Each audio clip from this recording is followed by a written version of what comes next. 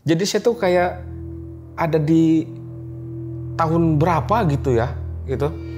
Itu banyak orang-orang yang orang bangsa kita tuh yang kerja lagi ngebangun apa namanya PLTA itu.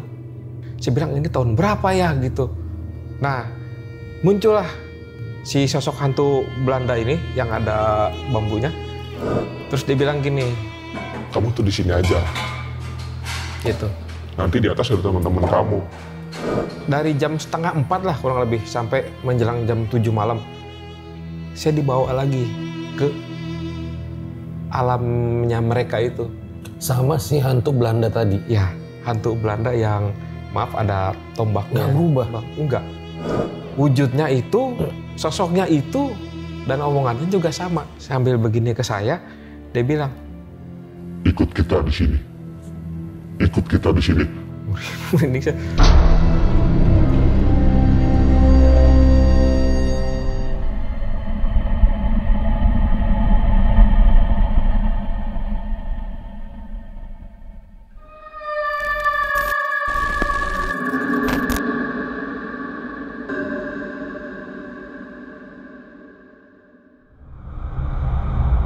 Bisakah roh itu keluar dari jasad? Nah, kalau orang meninggal, iya. Tapi kalau masih hidup, bisa apa enggak? Kita mungkin sering dengar ya istilah rogo sukmo, di mana ada proses ruh keluar dari jasadnya. Tapi prosesnya itu beda dari orang mati, di mana biasanya terjadi ketika orang itu lagi tidur. Sebenarnya itu beneran keluar atau jangan-jangan hanya mimpi aja? Gimana menurut kalian? Boleh banget komen di bawah. Hari ini gue kedatangan seorang narasumber yang mengalami rogo sukmo katanya. Halo Mas Haji. Halo Bang Fajar. Makasih nih udah datang ke RJL ya. Iya. Waktu itu ngirim cerita atau gimana? Pertama ngirim cerita di email, terus sempat juga nonton tapi lupa di episode yang berapa gitu. Nah itu saya komen. Sempat komen juga. Nah itu di komen itu mungkin dibaca gitu kan. Akhirnya di kontak lah. Mengalami rogo sukmo gitu ya? Iya. Padahal nggak pernah mempelajari hal tersebut? Nggak pernah mempelajari dan nggak pernah ngebayangin bisa ngalamin kayak gitu tuh. Jadi kembali ke zaman Belanda waktu di PLTA gitu ya? Iya, itu kayak dibawa ke proses pembuatan PLTA itu saya juga nggak tahu itu tahun berapa karena itu kan zaman kerja Rodi gitu ya mungkin atau kerja paksa gitu di zaman dulu. Saya juga bingung kok bisa gitu saya ngalamin ini tuh kok bisa gitu. Ada apa? Saya tuh kenapa? Gitu. Yang dilihat apa tuh boleh singkatnya? Kalau singkatnya yang saya lihat orang-orang bangsa kita maksudnya yang lagi kerja ngebangun PLTA itu kan dari mulai gunungnya sampai bikin pipa buat saluran kayak gitu kan. Saya bisa lihat mereka tapi mereka nggak bisa lihat saya gitu. Jadi mereka tuh kayak nggak ada saya di sekitaran situ. Padahal saya ada di sana dan saya tuh lagi diajak jalan sama sosok yang tentara Belanda gitu. Oke, ditahan dulu ceritanya Mas. Siap. Jangan lupa Om Mamat Season 5 bakal tayang di pertengahan bulan Mei. Kira-kira apa usulan kalian buat Om Mamat Season 5? Boleh buat komen di bawah. Langsung aja kita mulai. Berikut adalah ceritanya.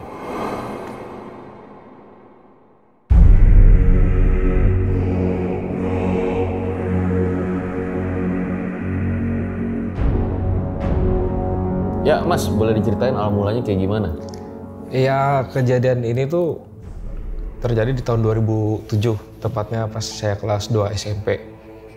Jadi kita tuh, saya sama teman-teman nih dari SD, SMP itu kan sering main ke area Gunung Bubut. Sebenarnya kalau dibilang ini area untuk umum sih enggak, karena udah ada larangan, jangan berenang atau segala macam. Dan bukan yang tempat yang dibuka buat orang-orang umum nongkrong gitu. Cuman karena kita deket ya udah sering nongkrong. Di satu momen itu pas saya kelas 2 SMP, saya kebelet kencing. Nah, teman saya satu ini kan bapaknya pegawai di sana, waktu itu masih aktif. Rumahnya tuh kompleknya nggak jauh dari Gunung Bubut. Cuman berapa ratus meter turun itu kompleknya gitu kan. Niatnya saya tuh mau buang air kecil ke sana, mau kencing ke sana, ke rumahnya. Udah lari turun ke bawah, terus di sebelah kanan pipa pesat itu kan area persawahan sama ada selokan. abis nyebrang solokan itu sebenarnya itu udah rumah teman saya. Cuman saking udah nggak ketahan, udah kebelet banget. Saya mikir ini kan solokan, saluran air gitu. Ya udahlah sama aja, saya pipis di situ. Yang saya lihat ya memang solokan gitu, saluran air gitu. Nggak tahu mungkin ini ada makhluk yang kekencingan sama saya. Akhirnya maghrib itu, sebelum maghrib saya pulang ke rumah. Kebetulan dulu dari zaman SD SMP tuh saya kalau maghrib suka ada kayak belajar ngaji gitu kan. Saya sering alasan lah kalau disuruh ngaji gitu kan, zaman dulu tuh ada aja alasannya. Nah, ceritanya nih ibu saya bilang, udah mau maghrib, siap-siap berangkat ke majelis gitu, belajar ngaji. Yang saya rasain itu meriangnya bener meriang gitu, wah enak badan.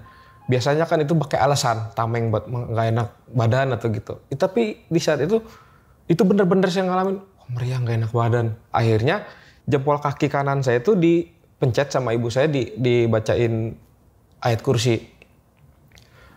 Mungkin baru jalan berapa ayat gitu ya. Itu saya ditampakin sosok hantu gitu. Hantu apa? Saya sebutnya tentara Belanda karena dia pakai seragam tentara gitu. Ada 2. Kalau yang sebelah kanan, saya merinding. Yang sebelah kanan itu nggak serem sih, cuman pucet ya, hantu gitu kan. Tapi yang sebelah kirinya ini kayak ada yang nancep di dadanya, bambu atau apa gitu, pokoknya nancep aja gitu. Itu serem karena dia ada bambu nancep, terus memang ada kayak sedikit darah-darahnya gitu kali ya. Pas saya lihat gitu, nggak lama langsung saya nggak sadar. Belum sempat ngomong itu apaan, saya nggak sadar. Gelap aja.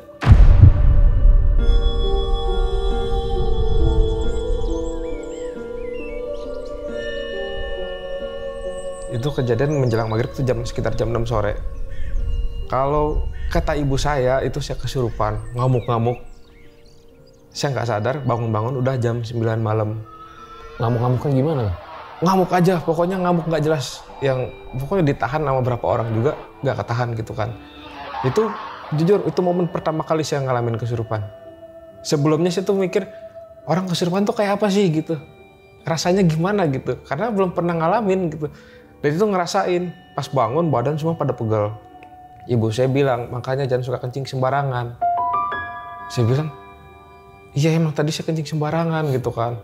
Nah pikiran kita udah selesai masalah ini, karena kan ibu saya udah mewakili saya buat minta maaf kalau anak ini tuh saya tuh nggak ngelihat ada dia gitu yang pas saya kencing gitu dia kekencingan gitu kan si makhluk ini nih. Besoknya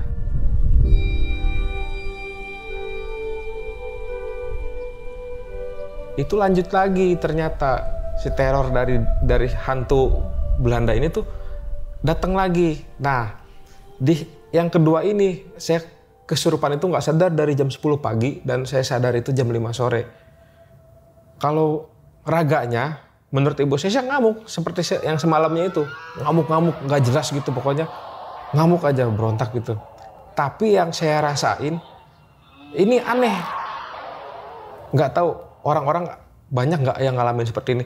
Jadi saya tuh kayak ada di tahun berapa gitu ya gitu. Itu banyak orang-orang yang orang bangsa kita tuh yang kerja lagi ngebangun PLTA itu.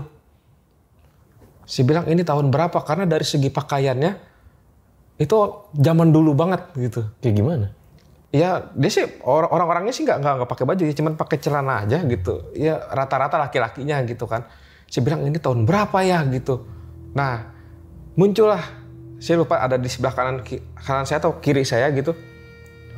Terus dia bilang gini, Kamu tuh di sini aja. Gitu. Nanti di atas ada teman-teman kamu. Saya nggak jawab secara langsung, dalam hati saya mikir ini tahun berapa, di sini ngapain, dan teman saya siapa, di di tahun itu gitu kan.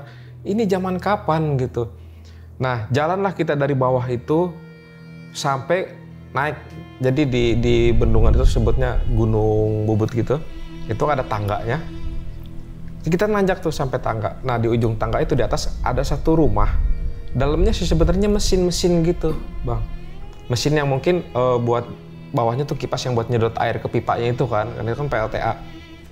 sampai di pelataran rumahnya itu saya lihat. Saya sih nggak sampai masuk ke rumahnya. Saya cuma sampai pelataran, tapi dari pelataran itu saya lihat banyak sosok mungkin korban ya, karena kan di tahun saya itu sering ada korban meninggal, entah lagi berenang atau kecebur atau apa gitu kan.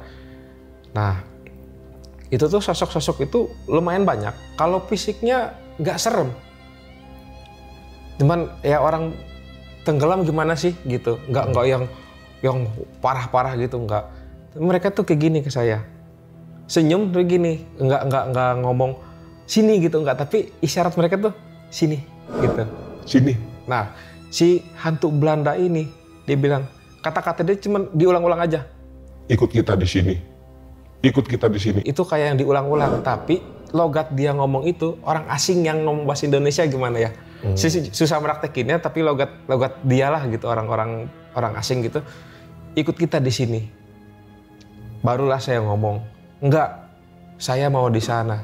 Saya masih betah di rumah, saya bilang. Saya nggak mau ikut. Setelah ngomong begitu, barulah saya sadar. Dan ketika saya sadar itu, ternyata itu udah jam 5 sore. Saya ngerasa, oh, perut saya kok lapar ya gitu.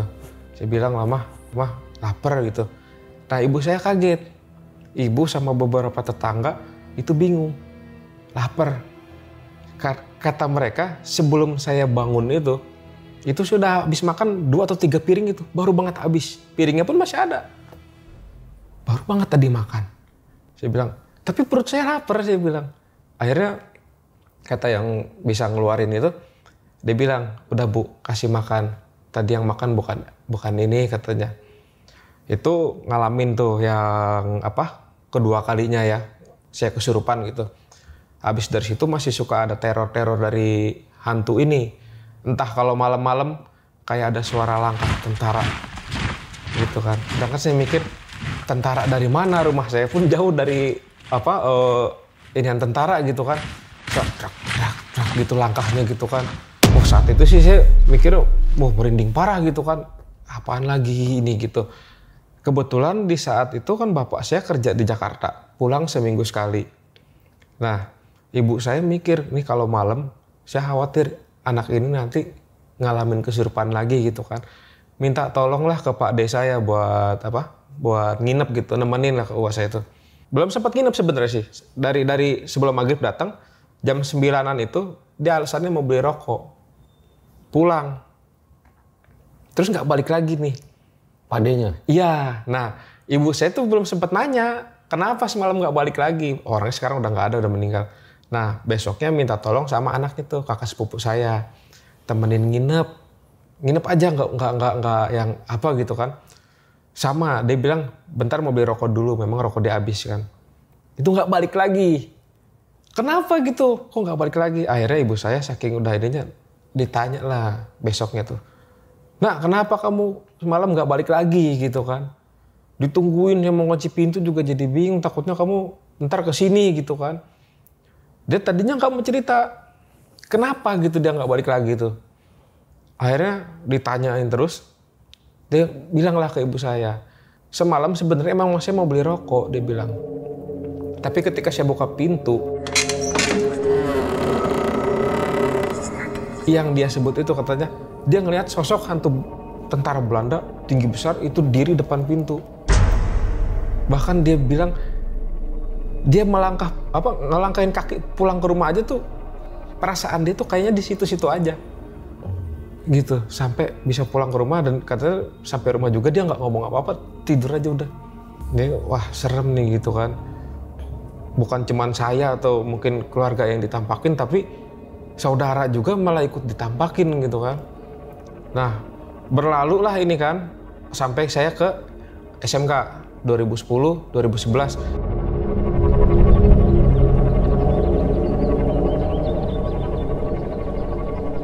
Lanjut lagi, saya pikir udah kelar.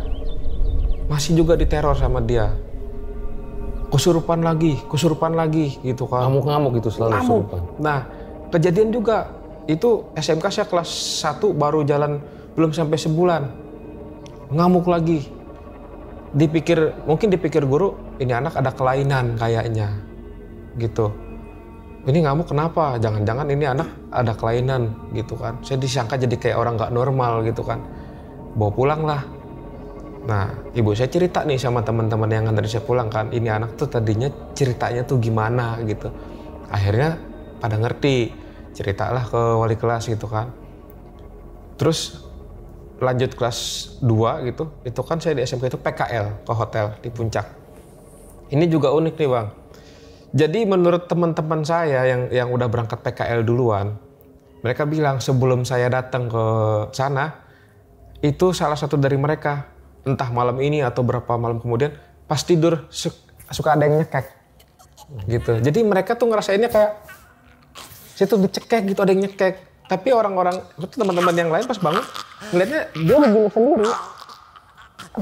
Yang ngerasainnya tuh dia bilang, enggak, dia tuh lagi begini ngelepasin cekekan itu. Gitu kan. Mereka tuh pada bilang sebelum saya berangkat pada ngalamin. Cuman ketika saya datang kan mereka nggak bilang tuh. Saya datang nih, habis ya jam-jam 4-an lah, habis asar gitu, saya nyampe di kontrakan di Puncak. Dikenalin nah, jadi kita di sana tuh berlapan, 4 orang tim yang pertama udah berangkat PKL sebulan, tim saya berempat, sama 1 kakak senior, bukan kakak senior sih, dia emang karyawan di hotel itu, cuman ikut kontrak sama kita di situ kan. Si Akang ini tuh ngeliatin ke saya terus, ngeliatinnya tuh kayak ada apa sih gitu kan. Ya saya mikir ya mungkin dia mau ngapalin muka saya nih karena kan saya baru datang gitu kan. Terus singkat ceritanya nih, saya mau ke kamar mandi, mau kencing. Saya bilang, mau numpang ke kamar mandi, silakan. Jadi si kontrakan itu ruang tamu panjang ke arah belakang, sebelah kiri sini kamar ada 2.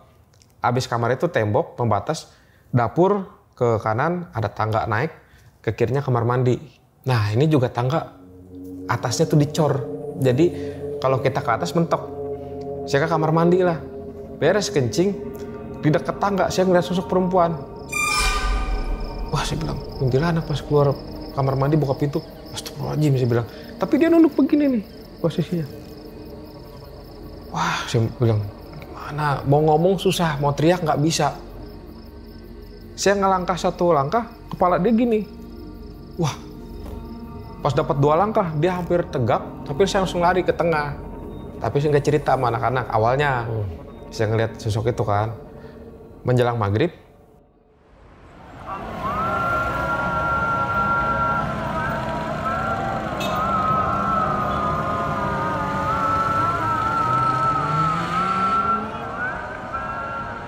teman saya satu nih manggil saya, Ji, dipanggil sama si AA, suruh ke kamar.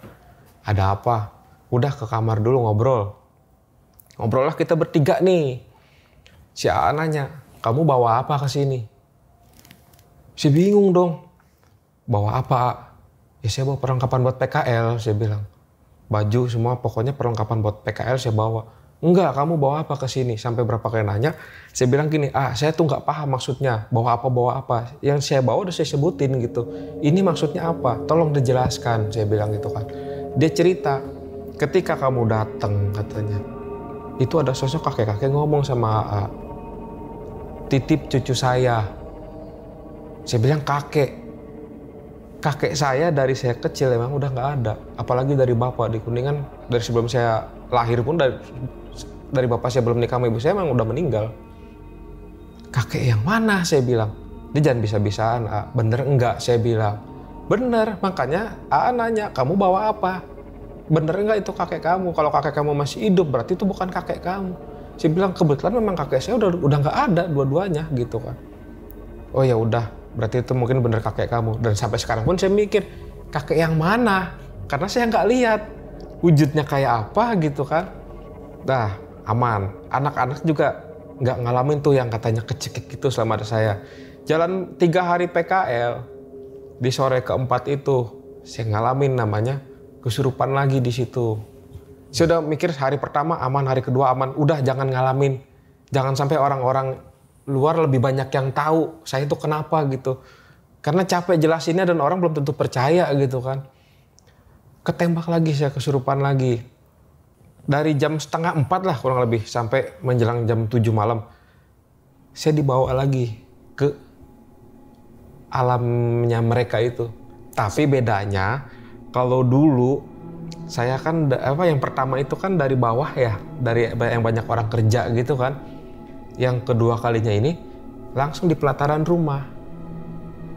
Sama si hantu Belanda tadi. Ya, hantu Belanda yang maaf ada tombaknya. Nggak berubah? Enggak. Wujudnya itu, sosoknya itu, dan omongannya juga sama. Sambil begini ke saya, dia bilang, ikut kita di sini. Ikut kita di sini. Omongannya seperti alarm yang diulang-ulang, tapi ngomongnya tuh orang biasa yang mereka logat asing ngomong bahasa Indonesia gitu. Ikut kita di sini. Ketika saya jawab, enggak, saya masih mau di sana. Dunia saya di sana. Balik. Mungkin di saat itu saya mikir, cuman berapa detik sih di situ? Sadar. Tapi ketika saya sadar, itu udah menjelang Isya. Jam 7 kurang. Pada kelilingin saya. Anak-anak pun bingung. Lu kenapa? Katanya. Terus ada mungkin tetangga-tetangga kontrakan juga yang nggak apa-apa, katanya. Udah aman, udah. Ya, kasih minum. Ada apa? Tadinya habis ngapain? Total berapa jam kesurupan? Dari kurang lebih setengah 4 sampai jam 7 kurang. Setengah 5, ya kurang lebih 3 jam, hampir 4 jam gitulah. Ya udah, katanya jangan ngelamun, banyak-banyak istighfar, pesan warga gitu. Padahal saya dalam hati gini, ya karena bapak ibu ini nggak pada tahu gitu apa yang saya rasain gitu kan. Kalau rumah pelatarannya kayak gimana, Mas? Gimana ya dijelasinnya? Jadi kita dari bawah kan tangga begitu naik ya. Kalau mau ke arah danaunya kan dia pas truk gitu, lurusnya itu rumah yang saya bilang rumah mesin itu, tangganya agak ke kanan dan itu ada pagar. Orang nggak bisa masuk, orang sembarangan tuh nggak bisa kecuali pegawainya. Nah itu cuma lurus aja, lurus dikit tanah gitu, ya udah itu rumah. Gitu. Rumah biasa. Rumah biasa, rumah bangunan Belanda, rumah bangunan zaman dulu gitu. Jadi yang dari bawahnya tuh kayak batu-batu kalinya gitu yang ditanjolin gitu loh. Gitu. Nah, selokan tempat dirimu kencing itu di bawah rumah itu? Agak ke bawah lagi. Jadi visualnya gini ya, ini misalkan rumah mesin ya. Di belakang rumah itu kan langsung danau PLTA-nya. Nah, dari pelataran lurus dikit ada tangga turun ke bawah. Nah, jadi di bawah tangga itu sebenarnya mungkin pipa pesat buat nyedot airnya itu kan. Cuma dikubur dalam tanah, sampai ke bawah masih dalam tanah, agak belok sedikit ke kiri. Nah, setelah belok itu baru pipa yang satu nonjol keluar, yang satu tetap dalam tanah buat jalan setapak orang itu. Nah, saya kencing ya setelah pipa yang kuning yang sebelah kanan keluar ke permukaan. Lurus sedikit itu persawahan ada kayak selokan. Ya logikanya gini, ya ini selokan gitu. Apa iya gitu ada yang ini, tapi kan balik lagi makhluk-makhluk itu kan kita hidup berdampingan gitu kan. Ya mungkin masuk akal kalau mungkin saya kencing itu ada yang kekencingan gitu kan. Tapi kan waktu itu saya posisi masih SMP mikirnya ini selokan ya udah gitu karena udah kebelet gitu. Oke, berarti yang di Rogo Sukmo kedua hanya sebentar aja itu ya? Sebentar, yang saya rasain di mungkin alamnya mereka sebutnya gitu ya, di alamnya mereka itu nggak sampai 1 menit bahkan. Setelah ngalamin kayak gitu, akhirnya si AA yang senior ini dibilang, kalau gitu kita adain jikiran, zikrullah sebutnya kata dia. Tapi pas maghribnya ini, maghrib kedua sih, bukan maghrib yang itu, maghrib besoknya itu, dia setiap maghrib bakar dupa yang panjang gitu, ditaruh di botol itu di tangga. Dan saya sempat tadinya bertanya-tanya sendiri gitu, ini tangga ke atas kenapa ditutup gitu, dicor atasnya. Saya nanya sama teman-teman, nggak ada yang nggak tahu kenapa. Ini tangga kenapa dicor gitu. Nah itu si dupa taruh situ. Saya bilang lah sama si A ini, saya pertama kali ke sini setelah kencing, saya lihat ada makhluk di sini, saya bilang. Dia bilang udah nggak usah disebutin, ini kita taruh ini aja kata gitu kan. Malamnya tengah malam kita jikiran. Jadi si A bilang abis Isya jam 8-an pada tidur, nanti jam 11 bangun. Kita mulai zikrullah dan jangan sampai ada yang tidur ketika jikiran. Kita mulailah di jam 12 itu jikiran. Ketika kita jikiran lampu dimatiin, kita kan merem semua matanya. Itu saya ngerasain di kuping kanan kiri. Walaupun teman saya banyak di situ, tapi kan saya hafal suara si A, si B-nya gitu. Ini di kuping tuh beda-beda. Ada suara kayak ibu-ibu, ada suara kayak bapak-bapak, kakek-kakek. Pokoknya kayak kita tuh di ruangan yang ramai, orang ikut zikiran. Saya bilang, pas zikiran pengen melek tapi takut. Suaranya banyak banget dalam hati gitu. Pesan si A, jangan sampai ada yang tidur. Harus kuat. Malam pertama aman. Sampai jam 1, setengah 2 kita aman, akhirnya kita tidur. Besoknya kan lanjut kerja lagi. Di malam kedua, teman saya ada yang tidur kayaknya. Saya nggak berani melek, tapi saya denger bunyi, entah dia dipukul apa ditendang. Pas udah kita beres jikiran, ditanya sama siapa tadi yang ini tidur? Acunglah teman saya satu kan. Di mana? Sakit katanya gitu kan. Ngantuk banget emang. Nggak tahu, kayaknya ngantuk gitu kan. Pada denger, anak-anak juga denger, cuman kita nggak ada yang berani melek gitu. Ini siapa, ini kenapa gitu. Karena dari suara aja di kuping tuh kayaknya rame banget. Gue takutnya pas kita melek, bener ada gitu kan.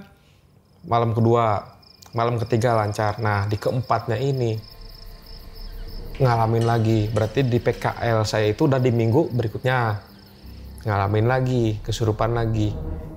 Intinya sama dari yang saya alamin dari sebelumnya pas kesurupan pertama di kontrakan ini. Kata-kata dia sama, di lokasi yang sama, makhluk yang sama, dia cuma bilang, ikut kita di sini, ikut kita di sini, ikut kita di sini. Saya bilang saya nggak mau.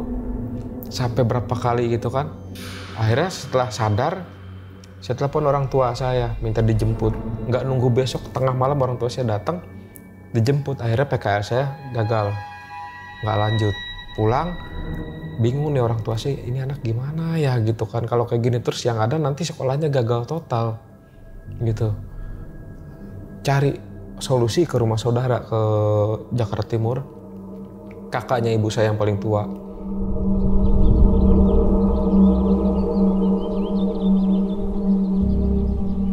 Akhirnya ya udah. Itu kan sebelum saya dibawa berobat ke Kuningan. Jadi itu saya di rumah tuh masih sering kesurupan, tapi udah nggak pernah yang namanya kayak diajak ke ininya mereka lagi gitu. Jadi terakhir itu yang dikontrakan kayak gitu. Tapi kalau masalah kesurupan yang ngamuk-ngamuk itu masih sering.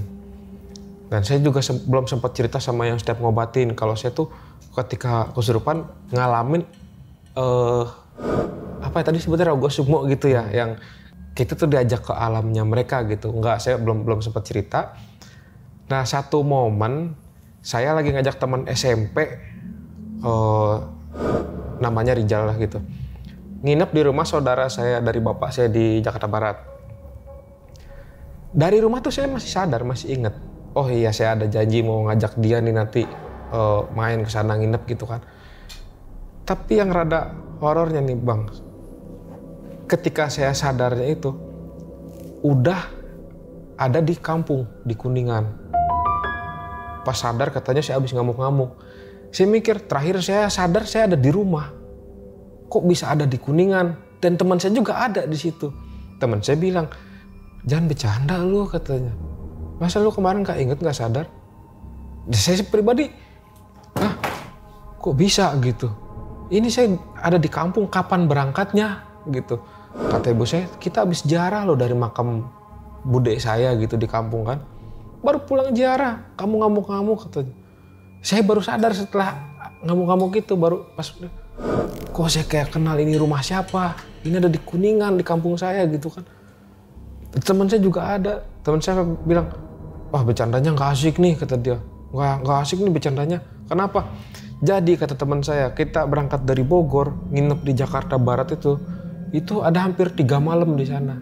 Dan dia tidur barengan saya. Dia bilang, kemarin situ normal-normal aja, kata dia. Nggak ada yang aneh. Mungkin kalau misalkan saya diem, nggak banyak ngomong, mungkin kan tanya, ini anak kenapa gitu. Tapi ini enggak, normal aja kayak saya biasa aja. Jadi dipikir ya udah gitu, nggak ada masalah gitu kan. Akhirnya saudara saya, kakak sepupu saya yang di Kuningan, dia bilang gini, yaudah di sini ada yang bisa ngobatin. Kalau enggak kamu nggak usah pulang aja di sini dulu. Terus saya mikir kalau saya nggak pulang gimana gitu kan. Akhirnya saya tetap maksain pulang ke Jakarta.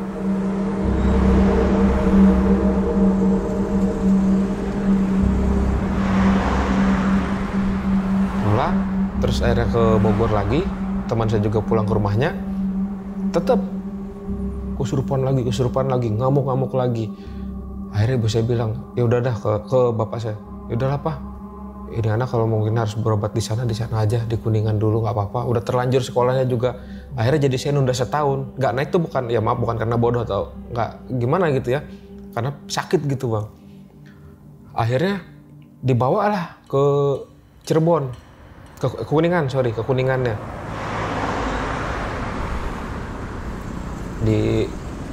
Namanya Pak Haji Edi, almarhum orang sekarang. Jadi saya kayak di pesantrenin gitu, tidur di musola. Jadi rumah dia, sebelah kanan rumahnya itu musola. Nah ada kamar gitu kan, kebetulan juga di situ ada yang pesantren 3 orang. Saya gabung di sana. Selama di musola itu saya nggak ada kesurupan, nggak ada apa, aman. Tapi terornya ada.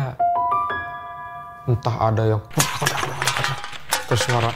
Untuk saya pribadi saya selalu dengar suara langkah tentara. Sampai saya mikir gini, emang bisa nyampe ke sini ya? Gitu. Ini jauh loh. Beda kota jauh. Beda kota jauh banget. Kalau mungkin masih area Bogor, saya masih masuk akal. Kayak mungkin waktu saya PKL di Puncak kan masih area Bogor. Ini langkah tentara. Sampai saya beraniin saya keluar musola. Ini suara apa sih sebenarnya gitu. Kalau sampai saya bener-bener dikejar sampai ke sana juga itu, menurut saya pribadi udah keterlaluan gitu. Karena kan beda kota gitu kan. Saya udah gak kesurupan, terus saya coba nekat keluar. Nggak ada apa-apa Bang. Sepi. Apalagi di sana kampungnya lebih kampung dari kampung saya yang di tempat tinggal sekarang. Kalau sekarang lebih ramai yang di Bogor kan. Yang di Kuningan itu bener-bener udah isya tuh sunyi. Udah nggak ada orang lewat apa gimana. Bener-bener sunyi. Nggak ada apa-apa saya bilang. Terus lanjut lagi di beberapa malam itu. Kita lagi pada ngobrol nih di dekat pintu musola, pintu keluar. Ada sama satu teman saya juga ngobrol. Jadi kita berlima lagi ngobrol gitu. Teman saya bilang gini, shh katanya, diem. Ketika kita semua langsung hening gitu, ada suara tangisan perempuan. Wah saya bilang apaan lagi gitu kan. Oh terornya tuh ada terus. Tapi kesurupannya enggak. Mungkin menurut almarhum Pak Haji ini, anak ini udah sembuh. Di sini saya tanganin, udah nggak pernah kesurupan, nggak pernah ngamuk-ngamuk. Akhirnya bilang ke ibu saya, udah beres, sudah sembuh. Dibawalah pulang ke Bogor.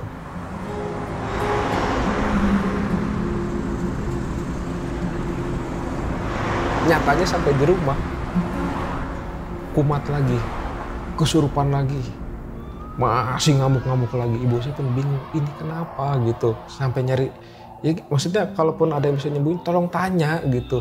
Ini tuh kenapa, maksudnya apa gitu.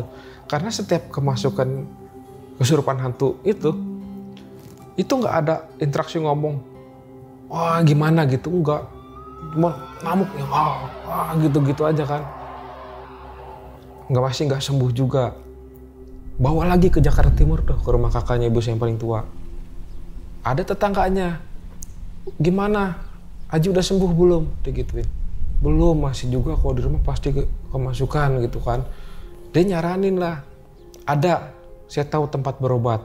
Mudah-mudahan cocok dan mudah-mudahan bisa sembuh total gitu kan. Di mana? Daerah Karawang. Kita dari Jakarta tuh, dari Pulau Gadung naik yang bis yang 3/4 itu warna merah, yang ke arah Karawang sana. Turun pas sebelum jembatan yang sungai lebar banget tuh di Karawang. Ke bawah ada pangkalan ojek, kita naik ojek, tahu nama kampungnya saya nggak hafal. Nah itu kakek-kakek gitu Bang, yang ngobatin.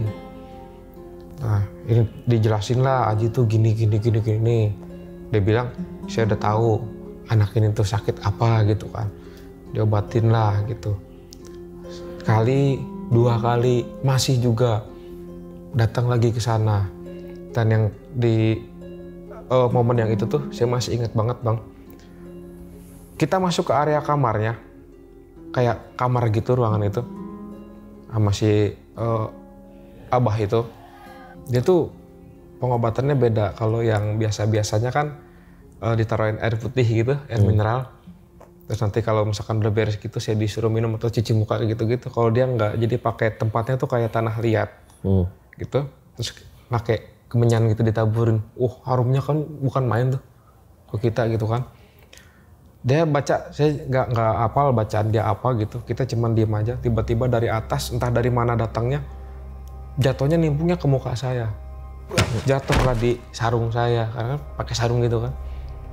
Dibukalah sama dia, jadi tuh bentukannya tuh kayak kain kafan gitu, ngiket. Pas dibuka gitu, ada 3 boneka yang bentukannya maaf kayak pocong. Ada 3 bentukan boneka manusia gitu, boneka pocong lah. Yang paling pertama itu si kainnya itu masih bersih bang, masih bersih, terus ada 1 paku besar. Kalau kata si abah, ini bapak saya katanya, ini bapak nih, ini penyakitnya baru 1, tapi gede penyakitnya. Boneka yang kedua itu ada beling sama paku, kotornya sih nggak terlalu lah gitu. Kalau kata si abahnya itu ibu saya. Karena memang ibu saya di rumah emang sering ada keluhan sakit atau apa gitu kan. Di boneka yang ketiga ini yang paling parah. Udah kotor sama tanah-tanah begitu. Dalamnya tuh, jadi kenapa saya tahu ada paku itu kan si talinya itu dibukain di boneka itu kan. Ada ini. Ketika boneka yang ketiga yang paling dekil ini, dibuka talinya satu persatu. Itu dalamnya udah campur paku, beling segala macam ada. Dan kata si abahnya itu saya, makanya ini saya yang paling rentan. Dan setiap orang yang ngobatin bilangnya, kalau kata mereka itu katanya saya iga jarang, makanya gampang kesurupan. Saya pribadi juga bingung, iga jarang tuh apa gitu. Kalau saya pegang ini lengkap gitu, kok nggak jarang gitu. Tapi dibilang iga jarang, katanya gampang kemasukan. Nah dia bilang, ini buat ngebersihin rumah, nanti saya ke rumah, ke Bogor. Sediain kayak model sesajen kali ya kalau saya bilang ya. Karena di Tetampah gitu bang, ada ayam hitam ya kayak gitu, susu, kopi kayak gitu-gitu, ada berapa macam lah gitu sama kembang-kembang gitu. Itu suruh dikubur di rumah. Kita mikir gini, mudah-mudahan ini udah terakhir ya gitu. Saya pribadi juga udah capek gitu kan, apalagi mungkin orang tua saya capek fisik, capek pikiran gitu kan. Nyatanya abis berobat dari abah itu, masih juga saya kemasukan lagi, kesurupan lagi, sampai saya mikir kayaknya hidup saya buat dimasukin sama makhluk-makhluk begitu aja. Yang tadinya hantunya hantu Belanda aja, sampai ada yang ngomongnya katanya kalau masuk ini siapa Karuhun, kalau orang Sunda gitu kan. Ini siapa, ntar ngasih tahu ada ini. Cuman ibu saya mikirnya kalau bisa walaupun mau yang masuknya yang baik atau apa, udahlah gitu, nggak usah gitu. Kasihan ke badan saya gitu kan.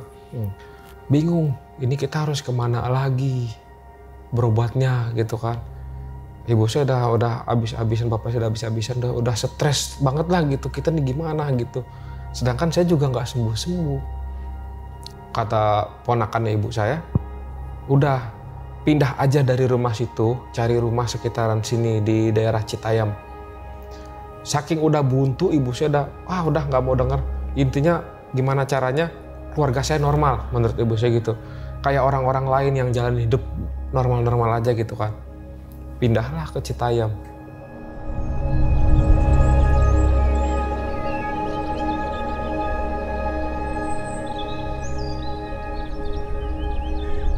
Jadi 2012 awal kita pindah, sebulan 2 bulan pertama tuh masih sering kesurupan.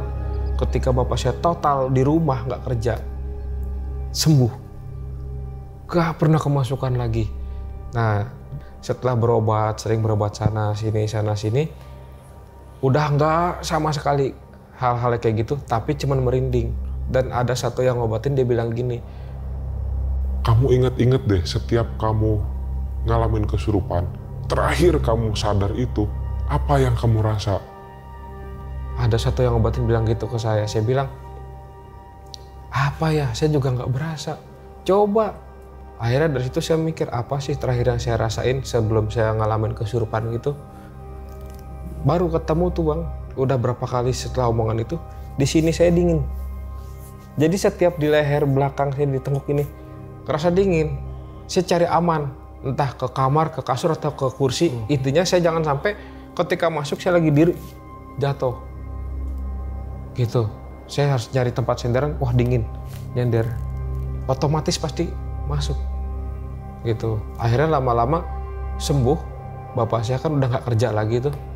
Sampai 2022 kemarin kita mutusin buat pindah lagi ke rumah lama. Jadi sembuhnya karena bapak di rumah aja gitu? Ya, sampai sekarang pun sebenarnya masih tanda tanya bang. Masih tanda tanya gitu. Ibu saya sempat bilang, bapak tuh dulu belajar ngajinya apa sih gitu. Sampai sekarang kita bertanya-tanya gitu. Kok ketika bapak di rumah aja, saya tuh sembuh gitu. Nggak kenapa-napa kan. 2022 kemarin balik lagi ke rumah lama.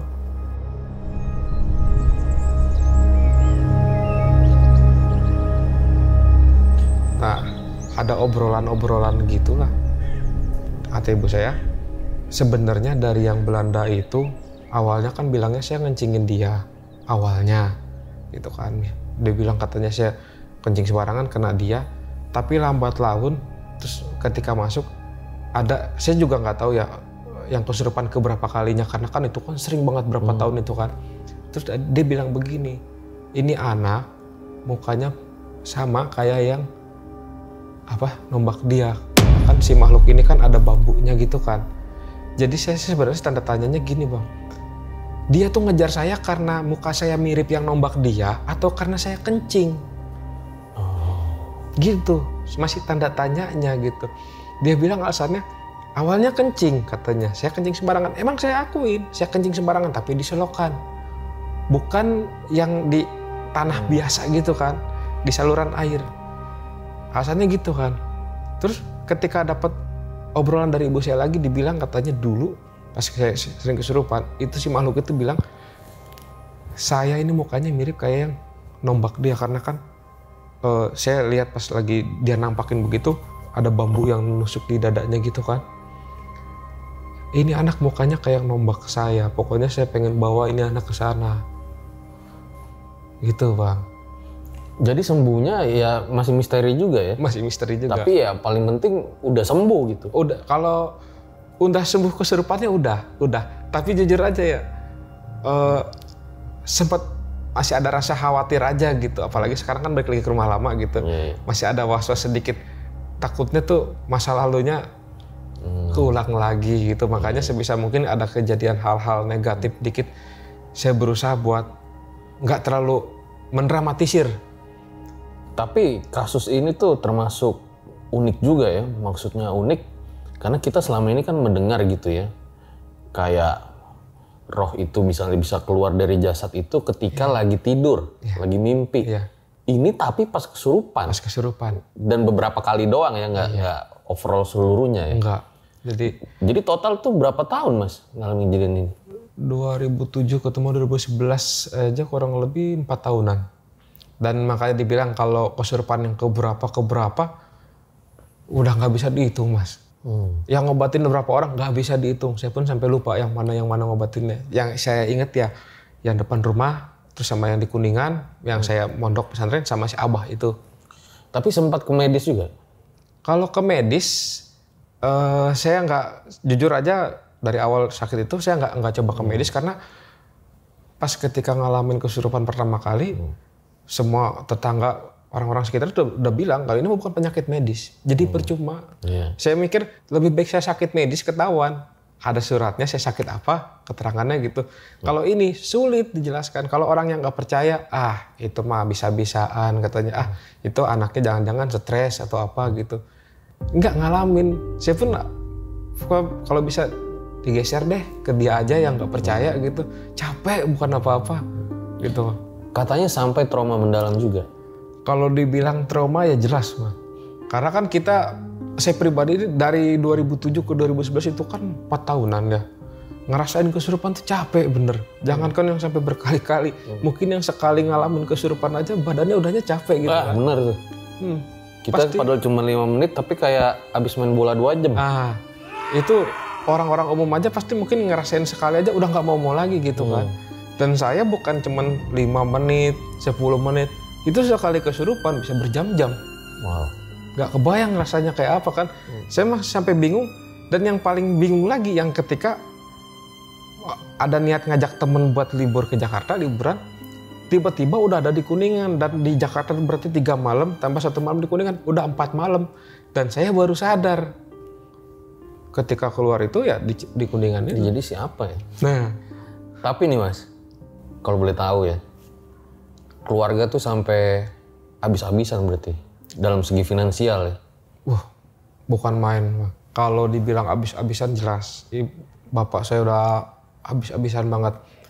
Yang saya ingat dulu bapak saya tuh di Kuningan tuh punya warisan tanah gitu, dan itu lumayan luas juga.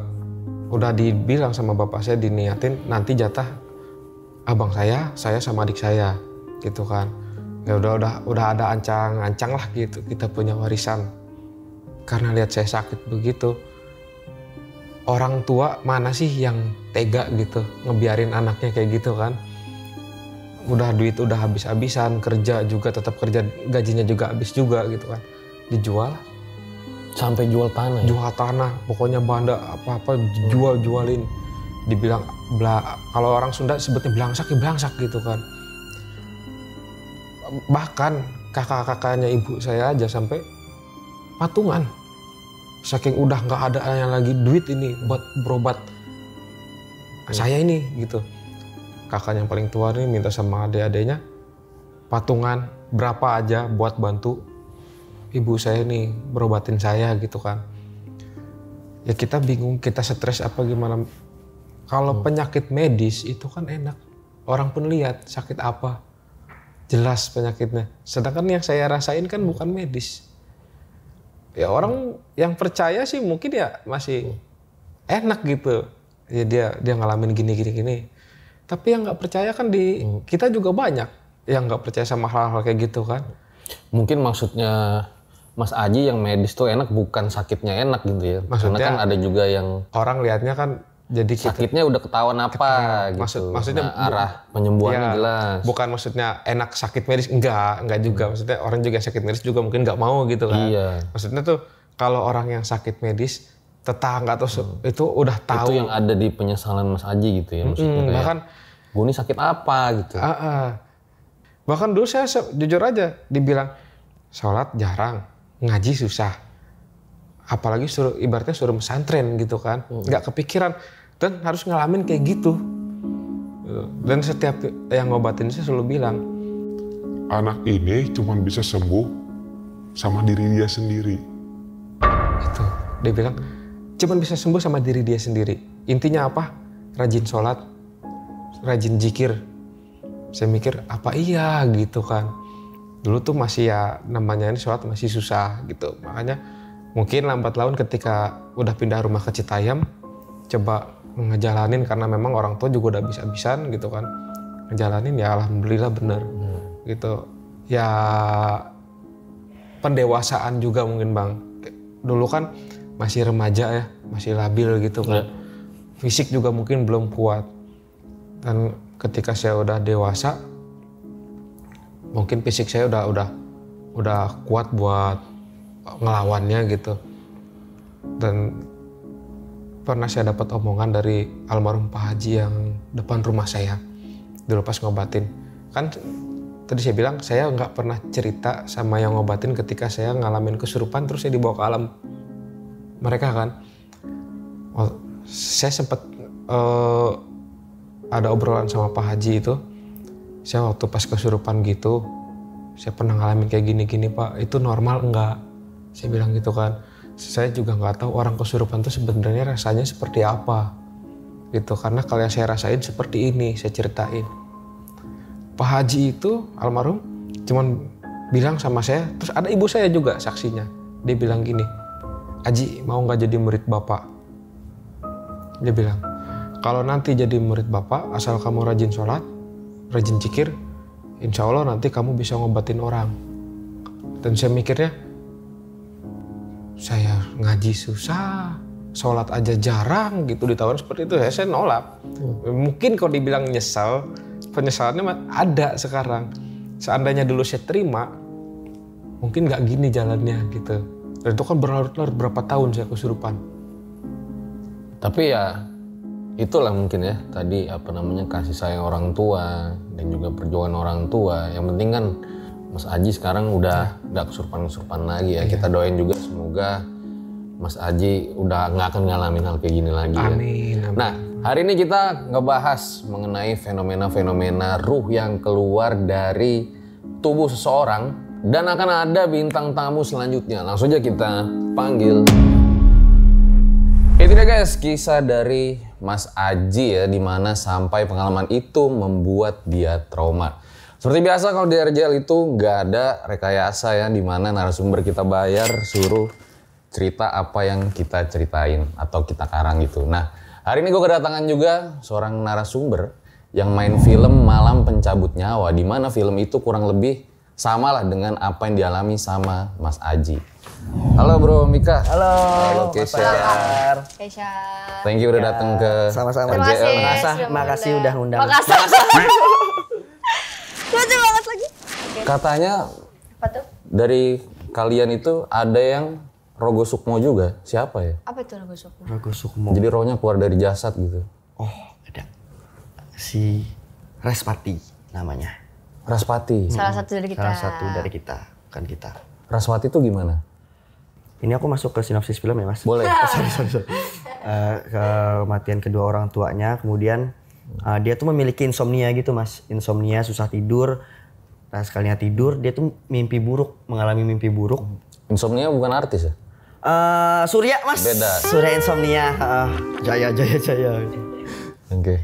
Lanjut ya, Mas. Iya. Terus dia sekalinya tidur, dia tuh selalu mengalami mimpi buruk, Mas. Mengalami mimpi buruk, sampai ada pembunuhan yang terjadi juga di dunia nyata ternyata. Seperti Jadi itu. ternyata pas dia bangun, emang beneran kejadian di situ. Jadi katanya dia kembali ke masa lalu gitu ya? Iya, kembali. Sebenarnya alurnya juga maju mundur ya. Iya, maju mundur juga. Dan ya itu nanti ada Tirta sahabatnya sama Wulan juga yang bakal menyelesaikan masalahnya itu nanti. Ini kalau Kesha ini film pertamanya ya? Ini film horor pertama aku. Horor, sebelumnya aku syuting 2 atau 3 film sebelumnya. Kesan-kesannya di film horor pertama gimana? Menurut aku sejauh aku masuk ke dunia peran, ini peran terberat aku. Karena ada adegan fighting pertama kali, terus ada adegan kerasukan lah, terus ada pakai sling gitu, terbang-terbang diangkat kayak gitu. Asik banget kayaknya ya? Asik, Mas. Tapi sebenarnya Kesha itu percaya nggak sih tentang fenomena misteri, jin gitu? Percaya nggak Kesha? Aku percaya ada dunia yang emang aku nggak ngerti dan kita nggak di situ aja gitu. Oke. Tapi nggak takut. Tapi nggak takut. Nggak takut. Tapi percaya. Tapi percaya. Oke. Kayaknya jawabannya nggak bener nih. Beneran kan? Beneran ya, iya. Kalau Mika percaya? Percaya. Tapi kalau orang cerita, misalnya orang cerita horor, masih ada yang emang iya. Ada gitunya, Mas. Emang iya. Acting lo ya. Masih ada gitu, tapi aku percaya karena aku juga sempat mengalami. Aku kan tinggal di Kalimantan Tengah kan, Mas. Palangkaraya. Kalimantan? Asli suku Dayak aku. Oh, suku Dayak. Jadi aku ada beberapa kejadian dan ritual yang aku harus ikuti untuk ya itulah. Gitu. Iya kan memang kita itu kan diwarisi gitu ya, budaya turun temurun gitu ya. Benar, dari suku-suku yang ada gitu ya. Nah kalau kamu emang ngelakuin ritual apa? Ini berhubungan juga sama mimpi, Mas. Kan malam mencabut nyawa mimpi tuh membahas. Nah jadi sebenarnya, tapi bukan aku yang mimpi. Papa sebenarnya yang mimpi. Jadi papa tuh mimpi. Aku tuh beberapa kali diterkam sama buaya gitu loh, Mas. Jadi setiap dia mimpi, dia mimpi kita liburan. Habis kita liburan tuh tiba-tiba di perahu aku dimakan sama buaya. Mimpi lagi berapa aku dimakan sama buaya. Sampai papa tuh mikir, oh kayaknya ini ada firasat yang gak enak gitu. Sampai pada akhirnya ternyata kejadian di aku. Kayak aku tuh sering, misalnya aku ke Gunung Bromo, hampir jatuh di tebing. Misalnya aku naik motor tuh kecepatan 20, kecepatan 30 jatuh. Sini kok sempat patah, kepindah ke sini. Kayak gitu-gitu. Ternyata papa akhirnya ngebawa aku ke nenek-nenek, ketua-ketua di Dayak gitu untuk ngelihat aku tuh ada apa sih sebenarnya. Ternyata aku tuh ada firasat. Jadi aku nggak ngerti ya sebenarnya apa yang dilihat sama nenek itu. Jadi ada garis dari ujung jempol ini ngelilingin, dan dia doang yang bisa ngelilingin aku gitu sampai ngelilit gitu sampai di sini nih. Kata neneknya kalau aku nggak dibawa ke situ, ini lewat, garisnya ini lewat, aku juga lewat. meninggal gitulah dari firasat-firasat mimpi papa itu. Akhirnya aku diritualin. Aku masuklah, aku diajak ke rumah nenek itu, masuk ke rumah itu, aku ngeliat nenek-nenek. Tapi kok suaranya nggak kayak nenek-nenek, suara kayak berat kayak kakek gitu loh. Kayak suaranya kayak bukan nenek-nenek. Terus aku disuruh nyiapin kayak apa boneka aku sendiri. Kemudian aku ada kukuku, ada rambutku, ada apa lagi ya, darah dikit gitu. Itulah. Terus sudah dia ngebaca apa gitu, terus aku masuk ke ruangan gelap. Ruangan itu bener-bener segelap itu. Cuma ada satu lilin. Terus nenek tuh pakai jarum kecil gitu. Ngiterin semua garis yang dia lihat. Set sampai sini nih. Diapain gitu, terus di sini ditusuk sekali. Aku nggak bisa ngeliat apa-apa, nggak bisa bener-bener nggak bisa ngeliat apa-apa. Setelah itu aku dimandiin lah. Airnya tuh beneran panas mas. Sampai orang tua tuh, ini serius nih gitu. Udah dengerin aja kata neneknya. Disiram lah pakai airnya, aku dimandiin. Aku ngerasa itu dingin sedingin-dinginnya yang kayak ini nggak panas gitu. Cuma dibalut dulu pakai kain gitu. Aku pakai kain terus dikasih airnya gitu. Terus ya udah habis itu aku harus ngebuang tadi ritual tadi itu ke sungai. Sama bajuku yang aku pakai harus aku buang juga ikut sama ritualnya itu. Dan ya puji Tuhan mungkin sekarang udah nggak ada sama firasat-firasat itu. Itu sih mungkin kepercayaan dari papa, dari mimpinya dia. Ya kita kan korelasinya juga mimpi kan ya. Aku juga ngangkat dari cerita papaku tentang mimpi itu. Jadi kamu juga pernah mengalami kejadian-kejadian horor ya? Kalau Keisha pernah mimpi horor nggak? Enggak lagi kak, nggak seru ya. Aku tuh jauh banget ini dari dunia-dunia mistis tuh jauh banget. Mimpi pun buaya jarang. pernah? Enggak, Itu saya jarang tadi. banget mimpi. Iya, Cowok beda-beda. buaya maksudnya? Ini cowok buaya dia? Iya. Oh maksudnya buaya berarti Nomor dirimu HP-mu kali. berapa? Cowok buaya. Jarang banget aku mimpi-mimpi gitu. Jarang banget, jadi tidur udah hitam aja, bangun-bangun cerah. Tidur lagi hitam lagi. Nggak jarang banget mimpi. Flat juga hidupnya. Iya, makanya. Iya, iya. Nah ini kan tadi kita udah ngundang narasumber nih, Mas Aji ya, dimana dia punya trauma lah gitu, bertahun-tahun mengalami kesurupan tapi dia bukan dari mimpi. Nah dari kesurupan itu beberapa kali dirinya tuh dibawa ke masa lalu di sebuah PLTA yang ternyata itu dulu tempat tentara Belanda nyuruh orang pribumi lah gitu ya untuk membangun PLTA itu. Nah kesamaannya sama filmmu apa sih gitu? Sebenarnya kalau kesamaannya ada kayak ya Respati tadi tuh yang diperanin sama Devano. Dia tuh juga kalau misalnya mimpi itu kayak ada di alam mimpinya itu yang kayak dia tuh sadar ada di situ mas, dan dia bisa ketemu sama orang-orang yang ngomong sama dia kemudian. Jadi berhidup sih Iya mimpinya benar-benar itu. mimpinya tuh hidup bukan kayak mimpi kita, dan bisa dikenalin gitu nggak sih Ca sebenarnya Ca?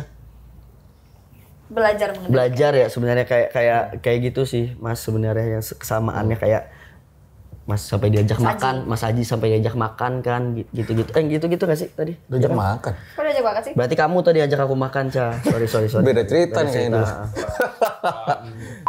Kalau Keisha meranin apa di film Malam Mencabut Nyawa? Aku meranin Wulan namanya. Jadi Wulan ini pindah dari Jakarta. Dia pindah karena ada sesuatu lah yang terjadi di belakang gitu. Terus begitu dia masuk ke sekolah baru ini, dia menutup diri karena nggak pengen hal itu terbongkar lagi. Makanya dia cenderung sendiri. Terus emang orangnya juga misterius, aneh, dingin gitu. Cewek-cewek cool gitu. Oke. Di lapangan sempat ngalamin kejadian horor? Enggak? Nggak gimana-gimana sih Tapi sebenarnya. Cuman waktu itu sempat di ini nih. Jadi setnya tuh kita di TPA, pembuangan sampah yang gede banget gitu kak, dan berserakan bau kan. Terus belakang itu danau gede banget. Habis danau di sampingnya ini pemakaman umum, tapi nggak begitu gede ya. Tapi serem kan tetap aja. Terus kita itu jam 2 pagi. Aku lagi kotor waktu itu. Kotor? Lagi tamu bulanan wanita itulah ya. Terus adegannya itu sama Tirta sama si Mika dari belakang ke depan naik motor. Jadi teman-teman kameramen, sutradara segala macam Mas Tata kan ada di jauh di depan tuh karena kita naik motor kan. Jadi sepi di belakang itu, kita cuma ditemenin 2-3 orang ya. Terus habis itu udah cuman kayak ngerasa denger apa sih nggak sih? Gue kayak denger. Iya, lu kayak denger apa gitu di danau kan, di sana tuh ada danau. Danaunya yang gede banget gitu, terus gelap banget kan, hitam gitu. Gue pakai motor gitu tiba-tiba dia diem mas, tiba-tiba kan misalnya gitu kan kita dua kayak tiba-tiba udah yang nunduk gini lu tuh, Ca. Cuman kayak pusing, Iya, berat, mual, terus kayak sesek gitu, kayak di apa sih, dipekep gitu dadanya, kayak susah banget nafas. Terus itu begitu udah di depan aku bilang, terus istirahat bentar, didoain gitu, terus sudah selesai. Jadi kayak berat, sesek ya. Tapi alhamdulillah tidak Bukan sampai apa-apa nih, kalau sampai kesurupan gitu-gitu kan serem juga. Ya, tapi bukan asma kan ya? Enggak ya? Enggak dong. Bahaya itu ya. Iya, iya. Nah, kenapa sih para penonton RJL harus nonton film Malam Pencabut Nyawa? Siapa yang mau jelasin? Mika, silakan. Kenapa penonton RJL harus nonton? Karena film ini tuh bakal memanjakan mata kalian secara visual tentang alam mimpi dan alam nyata. Terlepas dari itu, filmnya sangat bagus dan ceritanya juga sangat kompleks, teman-teman. Kalian gak cuma dapat seram, enggak. Sorry, kita tidak memberikan sekedar itu. Ada sedih juga. Ada, kalau kalian mau ngomongin tentang persahabatan, ada. Keluarga, ada. Hubungan kakek dan cucu, ada. Kalian harus lihat nih, di film ini nih, orang-orang di belakangnya itu adalah orang yang expert di bidangnya masing-masing. Kalian harus nonton, karena mata kalian akan dimanjakan. Gitu. Kalian akan kita bawa ke alam Dunia mimpi. yang luas banget, Gitu. yang gak ada habisnya. Langsung aja ditonton, Malam Mencabut Nyawa ada di seluruh bioskop Indonesia mulai tanggal 22 Mei 2024.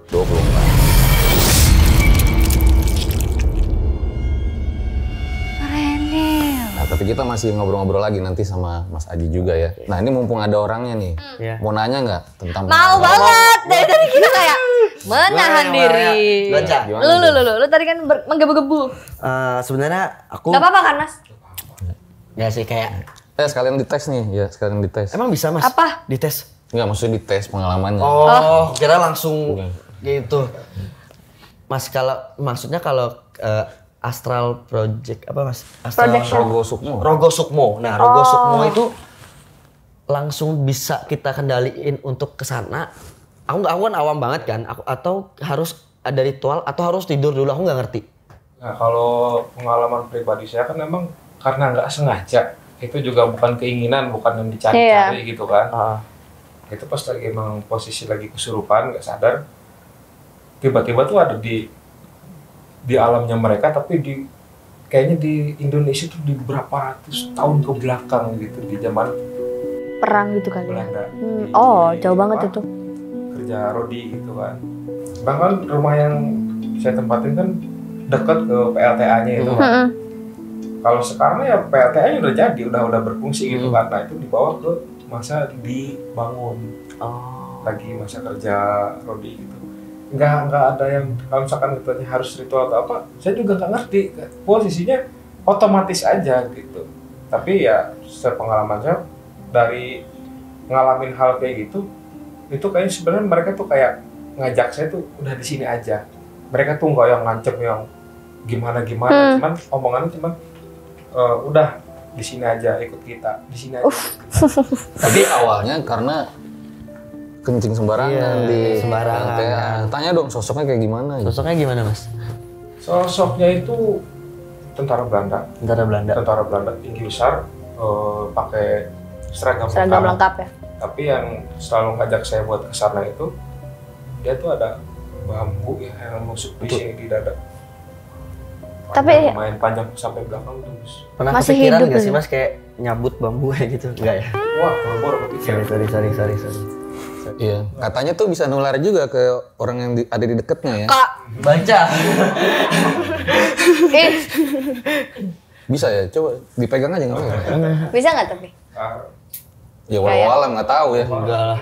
Kayaknya pernah dibukain mata batinnya dia. Oh pernah. Pernah. Iya, dia. jadi Ngeliat aku apa? pernah ikut syuting sama Teh Risa kan. Terus sama Mama udah dipesenin, ini boleh nggak sih? Boleh. Terus sama Mama udah dipesenin sebenarnya apa? Kalau kesana nggak apa-apa, cuman jangan mau kalau dibukain mata batinnya gitu. So kayak iya gitu. Terus begitu di situ aku tuh kepo banget Kak orangnya, kayak penasaran aja gitu karena jauh banget dari dunia kayak gitu-gitu kan.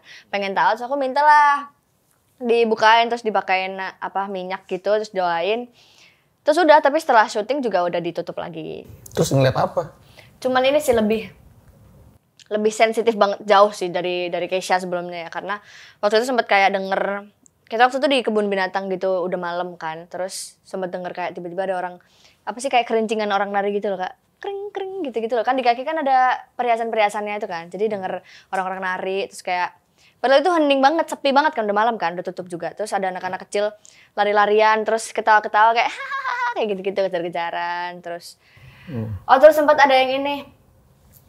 Aku tuh ketinggalan dikit nih sama yang di depan. Terus kayak ada yang marah gitu loh. Orang kalau bisikin kan kedenger kerasa ini kan apa sih? Kayak hawa dari mulutnya gitu loh. Itu ada, cuman nggak ada apa-apa. Dia kayak marah gitu, kayak teriak gitu. Terus tiba-tiba teriak aja kaget. Terus ternyata nggak ada apa-apa. Terus sempat lihat Mbak Kunti juga, tapi cuma sekilas kayak Lihat kuntilanak. Tinggi banget kayak tinggi banget. Aku sebenarnya tuh nggak boleh nengok belakang, tapi aku kayak udah terlanjur gini, jangan nengok belakang. Udah gini lah. Jadi udah sempat lihat dikit banget, cuman sekilas doang. Tinggi banget kayak rambutnya tingginya tinggi banget kayak Monas. ini kali enggak dong, berlebihan. Buset, Monas. Ya boleh.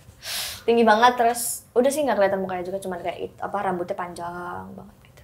Berarti belum pernah lihat setan Belum. lagi. Iya, aku kepo sih sejujurnya. Kalau aku sering tuh lihat setan tuh. Gimana Mas? Buka aja IG mantan tuh. Emang menyakitkan sih. Emang menyakitkan. Yang masa lalu tuh parah. Iya. Apa? Parah. Masa lalu tuh parah. Gue Pisces kan orangnya Mas. Gue kayak enggak sana. Ya udah, pokoknya sukses ya buat Amin. film malam. Amin. Terima kasih Kak. Amin. Sukses Terima kasih, kembali. Kak. Itu deh guys, episode RJ5 pada kali ini. Ambil baiknya, buang buruknya. Dengan ada kisah-kisah seperti ini, jangan malam jadikan kalian takut. Akan tetapi kalian semakin yakin dan percaya dengan kebesarannya. Gue Fajar Aditya, RJ5 undur diri. Sampai ketemu di Om Mamat Season 5 pertengahan Mei 2024. Ciao.